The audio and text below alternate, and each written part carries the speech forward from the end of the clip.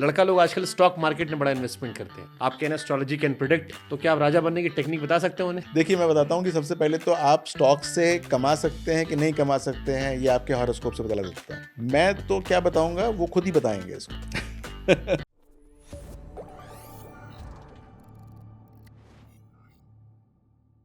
शहर के एक टीचर हैं अवध ओझा जी, वो राजा बनने की टेक्निक की अक्सर बात करते हैं, कुछ अलग कीजिए। अब हमको आपसे सवाल ये आ रहा है कि लड़का लोग आजकल स्टॉक मार्केट में बड़ा इन्वेस्टमेंट करते हैं। मेरे भाई साहब को बड़ी दिलचस्पी, मेरी कोई दिलचस्पी नहीं है, बट बहुत सारे लड़कों की दिलचस्पी है। कई बार लगाते हैं, डूब जाता है। आप कहना एस्ट्रोलॉजी कैन प्रिडिक्ट, तो क्या आप राजा बनने की टेक्निक बता सकते हैं उन्हें कि यार ये ग्रह दशा है, इस टाइम इन्वेस्ट करो सही जाएगा, बिल्कुल। ये स्टॉक में इन्वेस्ट करो? बिल्कुल। मैं तो क्या बताऊंगा, वो खुद ही बताएंगे इसको।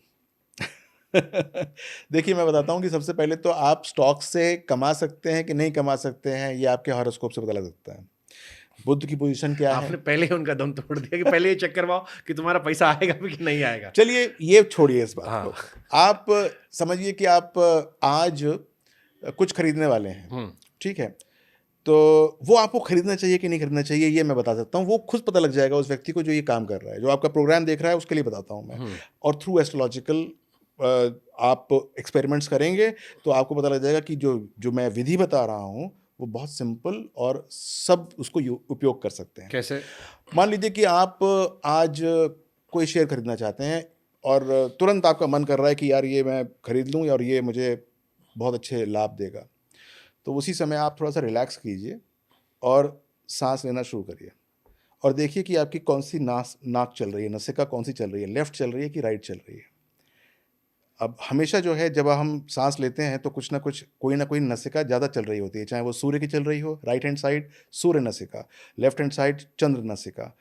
तो यदि आपका चंद्र नसिका चल रही है, यदि आपकी चंद्र नसिका चल रही है, तो उसका मतलब क्या हुआ कि आपका जो डिसीजन है वो इमोशनल डिसीजन है। अब इसके अंदर लाभ मिलने की संभावना कम है, रुक जाइए। और यदि आपकी सूर्य नसिका चल रही है उस समय जो आपने काम किया, तो आपको जो है वो लाभ मिलेगा ही मिलेगा।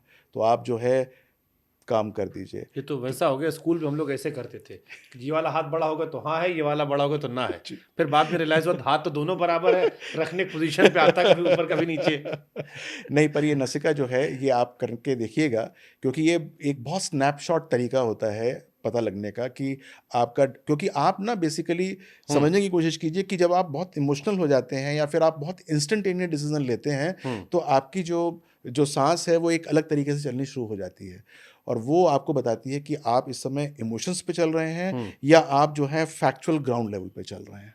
ठीक है, अगर हम समराइज में धीरे धीरे हम बढ़ रहे हैं, अगर कोई आपसे पूछे कि एक एस्ट्रोलॉजर को दिखाने क्या फायदा है, मतलब दुख में नहीं सुख में, अभी कोई समस्या नहीं किसी के जीवन में, अब एक एस्ट्रोलॉजर को पैसा क्यों दूं मैं दिखाने के लिए? क्योंकि कई लोगों को लगता है ना कि it's a waste of money, जैसे इंश्योरेंस कराना, एस्ट्रोलॉजर के पास जाना, सुख में सबको बुरा लगता है, दुख में इसकी कीमत समझ में आती है।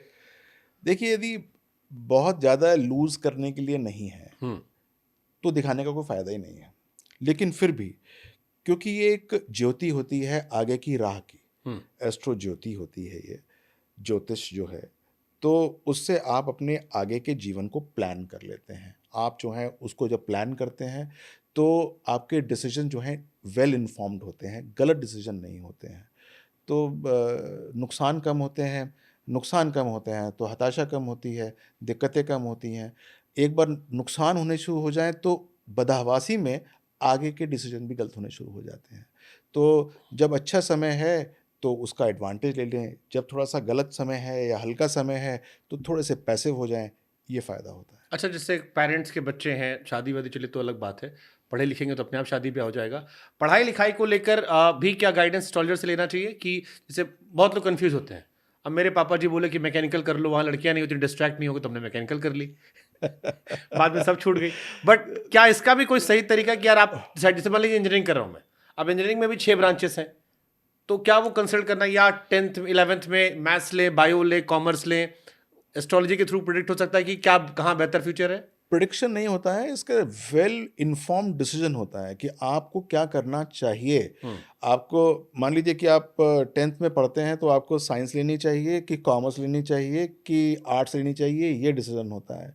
आप 12th के बाद मान लीजिए साइंस लिए हैं और उसके बाद आपको जो है वो कौन-सी विधा में इंजीनियरिंग करनी चाहिए या आपको करनी ही नहीं चाहिए, सिंपल ग्रेजुएशन करना चाहिए, तो वो भी आप जो है through the placement of stars पता लग जाता है कि क्या करने से आपको जो है वो लाभ मिलता है। अगेन ये एक बैक कैलकुलेशन है। बैक कैलकुलेशन कि आपकी लक्ष्मी योग कहाँ से बन रहा है और लक्ष्मी किस चीज़ से सबसे ज़्यादा मेहरबान होंगी। कहाँ से जो है आपको क्या करना है ताकि जो है वो बेस्ट हो।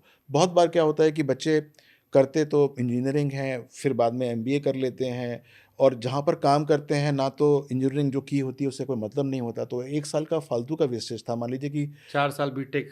तो तो वो 3 साल में निपटा सकते थे आप। मान हुँ। लीजिए बीटेक ना करते तो 3 साल में हो जाता। ग्रेजुएशन तो करना था। ग्रेजुएशन आप वो कर सकते थे। लेकिन ये बहुत लोग जो हैं वो गलत डिसीज़न लेते हैं।